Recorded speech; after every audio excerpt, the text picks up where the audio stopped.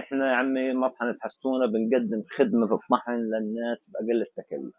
الناس اليوم مع قلة الإمكانيات وعدم توفر الدقيق الأبيض تلجأ للعدس للمعكرونة للرز قبل ما احنا ندخل على مرحلة المجاعة الأولى ونبدأ نطحن في العلف، لأنه حتى العلف كمان يمكن مش متوفر. الناس اليوم فيش عندها بدايل غير هيك تطحن وتعمل خبز وتطعم أطفالها وتطعم نسائها وتطعم الأطفال الصغار، والناس تسد جوعها. المتوفر اليوم العدس والمعكرونه والرز وقاعده بتخلص من السوق. احنا في مجاعه، بنطالب العالم كله يفتحوا المعابر ويدخلوا مساعدات للناس عشان نقدر نعيش ونقدر نكمل حياتنا.